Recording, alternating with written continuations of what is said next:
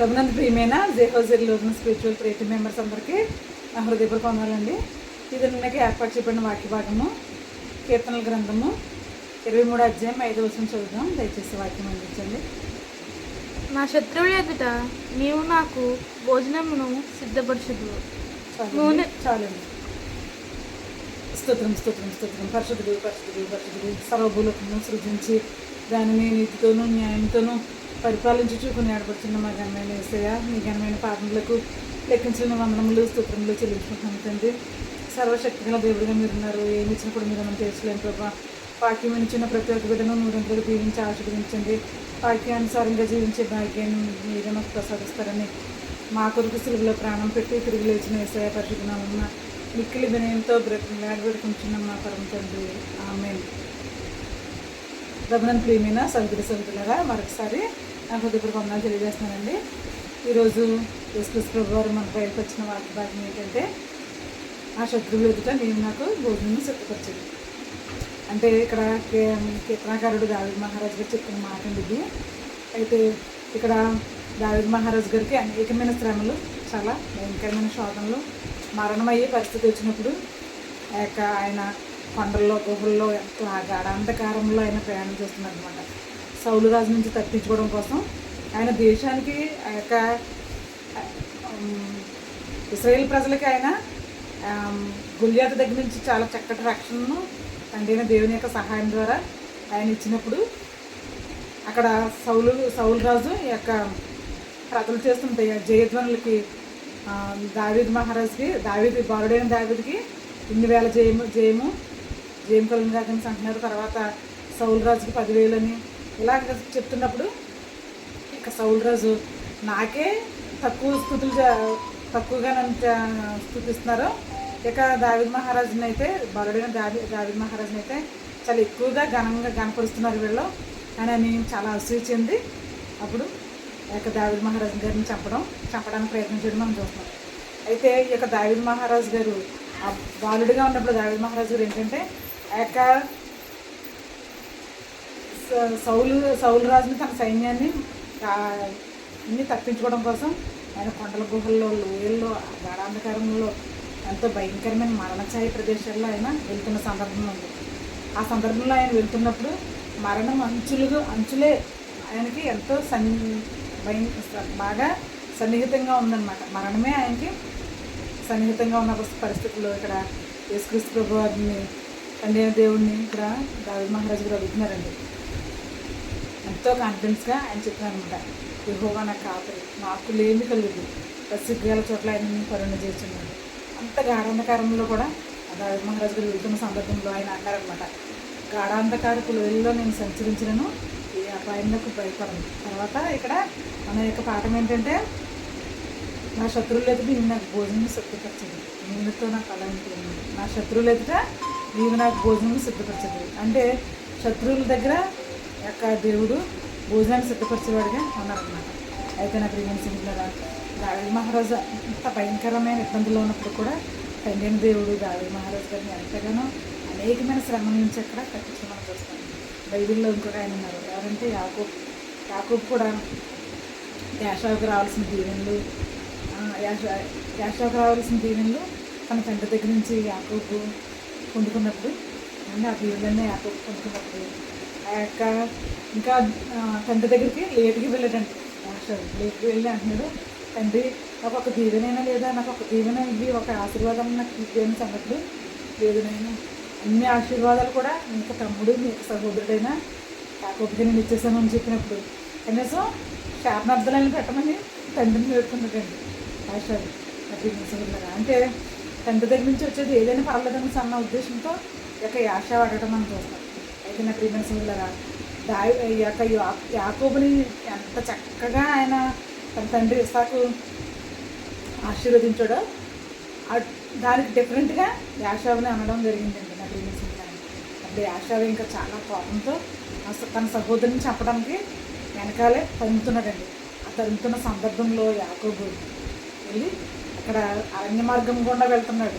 అరణ్య మార్గం గుండా వెళ్తూ అక్కడ చాలా చీకటి, అది గాఢాంధకారం అయినప్పుడు అక్కడ ఒక రాతిని తలగడగా చేసుకుని పరుండి దేవుని స్థుతిస్తాడండి. దేవుని ప్రార్థన చేస్తున్నాడు. ఆ ప్రార్థన చేస్తున్న సందర్భంలో తండ్రి అయిన దేవుడే దిగి వచ్చాడండి. యాకోబు చేసిన ప్రార్థనకి తండ్రి అయిన దేవుడు దిగి వచ్చి అనేకమైన ఆశీర్వాదాలు తిరిగి యాకోబు కూడా మనం చూస్తాం ప్రేమించుకుంటారు. అందుకే యాకోబు పట్టుబడకుండా దేవుడిని అడగడం వలన నీవు ఇక మీదట యాకోబు కాదు ఇస్రాయేల్ అని పిలువబడతామని చెప్పేసి యాకోబుకి దేవుడు అంత చక్కటి అవకాశాన్ని ఇవ్వడం మనం చూస్తాం ప్రేమించుకుంటారు. ఇక్కడ దావీదు మహారాజు గారు కూడా దేవుడు అదే రీతిగా చేశాడు. తర్వాత నాకు ప్రేమించుకుంటారు యోసేపు జీవితంలో కూడా తన అన్నలో తనను చంపడానికి ప్రయత్నం చేసినప్పుడు తన అన్నలో తనను చంపడానికి ప్రయత్నం చేసినప్పుడు భయంకరంగా గుంటలో పడవేసి ఐగుప్తు సైన్యానికి అన్ని వేసి అంతా కూడా చేశారండి. అయితే యోసేపు కూడా ఇక్కడ చెరసాల్లోకి వెళ్ళడం మనం చూస్తాం. చెరసాల్లో ఎంత భయంకరమైన పరిస్థితులు, ఎంతో అవమానకరమైన పరిస్థితులు. పొతీఫరు భార్య తన పాపానికి ఒప్పుకోలేదని చెప్పేసి ఇక్కడ యోసేపుని చెరసాల్లో బంధించడం మనం చూస్తాం. ఆ చెరసాల్లో కూడా ఎంతో చక్కటి నడవడికను కలిగి ఉంటూ దేవుని స్థుతిస్తూ దేవుని యొక్క బిడ్డ ఏ విధంగా అయితే ప్రవర్తించాలో ఆ విధంగానే ప్రవర్తిస్తున్నాడండి. ఎవరండి? యోసేపు. ఆ విధంగా ప్రవర్తిస్తున్నప్పుడు అంత ఓర్పు కలిగినాడు. తర్వాత సేమితమైన ఎంతో ప్రార్థన జీవితం కలిగి ఉండడం వల్ల ఏమైందంటే యోసేపుని దేవుడు విడిచిపెట్టకుండా యోసేపుని మహారాజుగా తయారు చేయడం చూస్తున్నాం. తన అన్నలో కరువు వచ్చినప్పుడు 7 సంవత్సరాలు భయంకరమైన కరువు వచ్చిందండి. 7 సంవత్సరాలు ఈ యొక్క యోసేపు ఎప్పుడైతే ఆ దేశానికి ఐగుప్తు దేశానికి రాజుగా అయ్యాడో 7 సంవత్సరాలు సమృద్ధి అయిన పంట పండిందండి. ఆ సమృద్ధి అయిన పంట పండినప్పుడు ఆ పంట అంతా కూడా చక్కగా సేకరించి అనేకమైన కుట్లు కట్టించి ధాన్యం భాండాగారాలు కట్టించి అందులో ఆ ధాన్యాన్ని నిలవుంచి అక్కడున్న అన్ని రాజ్యాలు అన్నీ కూడా ఆ యొక్క ధాన్యం ద్వారా పోషింపబడటం మనం చూస్తున్నాం. తర్వాత సంవత్సరాలు 7 సంవత్సరాలు కూడా కరువు రావడం చూస్తున్నాం. ఆ 7 సంవత్సరాలు కరువు అంతా కూడా ఆ చుట్టుపక్కల ప్రదేశాలు ఐగుప్తు దేశమే కాకుండా ఆ చుట్టుపక్కల రాజ్యాలు అన్నింటిని కూడా యోసేపు పోషించడం మనం చూస్తున్నామండి. యోసేపు పోషిస్తున్న క్రమంలో మళ్ళీ అన్నలు తిరిగి వాళ్ళకి వచ్చిన కరువుని బట్టి అన్నలు ఐగుప్తు దేశానికి వెళ్ళడం మనం చూస్తున్నాం. అప్పుడు యొక్క శత్రువుల మధ్యలో యోసేపు పోషించేసాడు ఏమండి. యోసేపు తన బెన్యామీను గురించి తన సహోదరుని బెన్యామీను గురించి ఆ వెండిగిని తన పాత్రలో ఉంచడం, తర్వాత ఆ బెన్యామీను తనతో పాటు ఉంచుకుని తర్వాత తన సహోదరులతో కలిసి భోజనం చేయటం, ఏమండి సహోదరులను హత్తుకోవడం, వాళ్ళందరితో కలిసి భోజనం చేయటం, ఇదంతా కూడా ఎంతో చక్కటి వడంబడిక అనమాట అండి. ఎంతో చక్కటి నిబంధన. అంటే నాకు ఏమనుకుంటున్నారా, దేవుడు తన నమ్మిన బిడ్డలు నాడు కూడా విడిచిపెట్టదండి. శత్రువుల మధ్యలో మనం సంతోషంగా ఉండేలాగా దేవుడు చేస్తాడండి. అప్పుడు ఏమనుకుంటున్నారా, ఏదో పరంగా కూడా మనల్ని చాలామంది ఎన్నో భయంకరమైన ఇబ్బందులు గురి చేస్తూ ఉంటారు. వాళ్ళకి ఇంతగా అశాంతి ఉండాలని చెప్తారు. వాళ్ళకి ఇంత అశాంతిగా ఉండాలి, వాళ్ళ జీవితంలో ఏ శాంతి ఉండకూడదు, సమాధానం ఉండకూడదు, సంతోషం ఉండకూడదని చాలామంది ప్రయత్నాలు చేస్తారు. కానీ దేవుడండి ఒక్క నోటి మాటతో శూన్యం నుంచి సృష్టించేసిన దేవుడు. ఏమంటే గాఢాంధకారం నుంచి వెలుగు కలుగునుగా అనగానే వెలుగు కలిగిందండి. మన దేవుని యొక్క వాక్కులు అంత శక్తి ఉందని దేవుని సభ్యులు, అంత శక్తి గల దేవుడిని, అంత జీవం గల దేవుడిని, అంత ప్రేమ స్వరూపైన దేవుడిని మనం కలిగి ఉన్నాం నా దేవుని సహోదరులు. అయితే ఆ యొక్క శూన్యం నుంచి సృష్టించేసిన దేవుడు గాఢాంధకారం నుంచి మనకి అనేకమైన మేలులు, ఆశీర్వాదకరమైన దీవెనలు మనకి దేవుడు దయచేసే వాళ్ళు ఉన్నారండి. చూడండి, ఈవెన్ యేసుక్రీస్తు ప్రభు వారు కూడా ఆయన శిలువ మరణం పొందుతున్నప్పుడు ఏమండి, నా దేవాన్ని నేల విడినాడు, సమాప్తమైనది, నా తండ్రి నా ఆత్మను మీ చేతికి అర్పిస్తున్నానని తండ్రి అయిన దేవునికి యేసుక్రీస్తు ప్రభు తన ఆత్మను అర్పించినప్పుడు ఆ భూలోకంలో జరిగిన వింతకరమైన పరిస్థితిని చూసి ఏమండి దేవాలకు తెర ఏమండి చినిగిపోవడం, తర్వాత భూకంపం కలగటం, ఏమండి తర్వాత ఎంతో కాంతివంతంగా అదంతా భూకంపం కలగడం, చనిపోయిన వారు తిరిగి లేవటం, అంత భయంకర. తర్వాత సూర్యుడు ఏమండి చీకటి కమ్మటం, ఎంత మధ్యాహ్నం సూర్యుడు చీకటి కమ్మినప్పుడు అక్కడ ఉన్న సైనికులు యేసుక్రీస్తు ప్రభువును పొడిచిన వారు రామ ప్రభుత్వం గలగలలాడుతుందండి, ఉనికిపోయింది నగర నివసించారా. ఇది నిజంగా దేవుని కుమారుడు, ఈయన నిజంగా దేవుని కుమారుడు. శత్రువుల దగ్గర నుంచి అలాంటి ఒక మంచి సర్టిఫికేట్ను యేసుక్రీస్తు ప్రభు వారు పొందుకున్నారండి. నగర నివసించారా.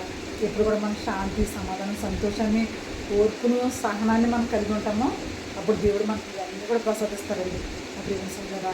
యేసుక్రీస్తు ప్రభు వారికి ఎంత జయాన్ని అయితే కలిగిందో అంతటి జయము మనం కూడా పొందగలుగుతాము. కదా అది ఇక్కడ దావీదు మహారాజు గారు కూడా చూడండి, ఆయన అంతా ఓర్చుకుని ఆ తర్వాత చాలాసార్లు అప్పుడే ఆ సందర్భంలోనే సౌలు రాజుని దావీదు మహారాజు గారు, ఆ బాలుడైన దావీదు మహారాజు గారు చంపడానికి అవకాశం వచ్చినా కూడా సౌలు దేవుని చేత అభిషేకం పొందినవాడు కనుక నేను ఆయన చంపకూడదని చెప్పేసి అని ఎంతో నీతి మాత్రాన్ని అక్కడ కలిగి ఉన్నాడు దావీదు మహారాజు. అప్పుడు దేవుడు అదంతా గమనించి దావీదు మహారాజుగా చేశాడండి.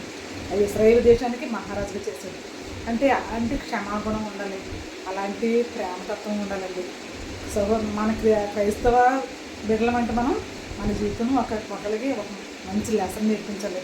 వీళ్ళు చాలా శాంతి స్వభావాలు, వీళ్ళు చాలా ప్రేమ కలిగిన వారు, వీళ్ళు చాలా దయ కలిగిన వారని మన యొక్క ప్రవర్తన బట్టి, మన యొక్క బాడీ లాంగ్వేజ్ని బట్టి, మన యొక్క అపిరెన్స్ని బట్టి వాళ్ళు తెలుసుకునే విధంగా ఉండాలన్నమాట అండి. ఆ విధంగా ఎప్పుడైతే తెలుసుకున్నారో మన దేవుడు మహిమపరచబడతాడండి. తెలుసుకున్నారా? తండ్రి అయిన దేవుడు తనకి ఇచ్చిన యేసుక్రీస్తు ప్రభు వారికి ఇచ్చిన ఇది కూడా ఆయన A-Z నెరవేర్చడం, సృష్టి అంతా కూడా ఎంతో చక్కటి సాక్ష్యాన్ని అక్కడ చిన్న యేసుక్రీస్తు ప్రభు వారు మరణం పొందినప్పుడు యేసుక్రీస్తు ప్రభు గారు చనిపోగానే అదంతా సృష్టిలో కలిగిన మార్పులు చూసి అక్కడ రామా సైన్యం మారిపోయారండి. రొమ్ము కొట్టుకుని మారిపోయారంట. మనం నీతిమంతుడికి ఇంత భయంకరమైన శిక్ష మనం వేసామని చెప్పేసి అని వాళ్ళందరూ రియలైజ్ అయ్యారండి. వాళ్ళందరూ కూడా ఆ క్షణమందే దేవుడిని ఆరాధించారు, దేవుడిని నిజరక్షకుడిగా అంగీకరించారండి. అప్పుడు ఏం చేశారు అందుకే ఇక్కడ కీర్తనకారుడు చెప్తున్నాడు, ఆ శత్రువులు ఎదుట నేను నాకు భోజనం సిద్ధపరచదు. అవునండి. అందుకే మనం ఇప్పుడు కూడా శత్రువులు అనేవారు మనకు ఎవరు నిజంగానే ఉండరండి. కాకపోతే ఈ యొక్క పాపాయచ్చులు ఎప్పుడైతే ఉంటాయో లోకంలో ఆ పాపానికి గురైనప్పుడు వాళ్ళ యొక్క మనసులో మన మీద ద్వేషం అనేది వాళ్ళకి కలుగుతుంది. కానీ మన దేవుడు గొప్పవాడండి. యేసుక్రీస్తు ప్రభు వారు అంటారు, నేను లోకాన్ని జయించాను, పాపాన్ని జయించాను, అవునండి, మరణాన్ని జయించాను. సో మీరు కూడా లోకాన్ని జయిస్తారు. నేను జయించాను కనుక లోకంలో ఉన్న ప్రతి ఒక్క పరిస్థితిని నేను జయించాను కనుక మీరు కూడా జయిస్తారు. ఎప్పుడండి మనం యేసుక్రీస్తు ప్రభు వారిని సొంత రక్షణగా కలిగినప్పుడు మనం కూడా సమస్త కీడుల నుంచి మనం తప్పింపబడతామండి. అట్ ది సేమ్ టైం మనం యాకోబుకి ఏ విధమైన ఆశీర్వాదం కలిగిందో, యోసేపుకి ఏ విధమైన ఆశీర్వాదం కలిగిందో, ఏమంటే దావీదు మహారాజు గారికి ఏ విధమైన ఆశీర్వాదం కలిగిందో అలాంటి ఆశీర్వాదం మన అందరికీ కలుగుతాయి. అందుకే ఇక్కడ అంటారు, కృపాక్షేమంలోనే నా జీవిత మరకాలం అంతా వస్తాయని చెప్తున్నాను. నేను లాస్ట్ వచ్చిన చదువుతాను ఒకసారి కీర్తనలో 23వ అధ్యాయము ఆఖరి వచ్చింది. యెహోవా కాపరి నాకు లేని కలగదు, పసిగల చోట్ల చాలనమ్మా. నేను బ్రతుకు దినములన్నీ కృపాక్షేమములే నా వెంట వచ్చి. చాలు తల్లి. చూడండి ఇక్కడ, నేను బ్రతుకు దినములన్నీ కృపాక్షేమంలో నేను వెంట వచ్చింది. ఎప్పుడైతే మనం గుడ్ క్రిస్టియన్గా మనం బిహేవ్ చేస్తామో అప్పుడు తప్పకుండా మనం అంటే కృపాక్షేమంలో మన బ్రతుకు దినములు అన్నీ, మన బిడ్డల బ్రతుకు దినములు అన్నీ, మన బంధువుల బ్రతుకు దినములు అన్నీ కూడా కృపాక్షేమంలో మేము వెంట వస్తాయండి. అప్పుడు మన శత్రువుల మధ్యలో దేవుడు మనకి భోజనం సిద్ధపరిచేవారుగా ఉంటారండి. ఆ విధంగా మన బిడ్డల్ని, మనల్ని, మన యొక్క బంధువుల్ని, మనకు కలిగిన సమస్తను కూడా దేవుడు దీవించి ఆశీర్వదించిన గాక. ఆమేన్. God bless you.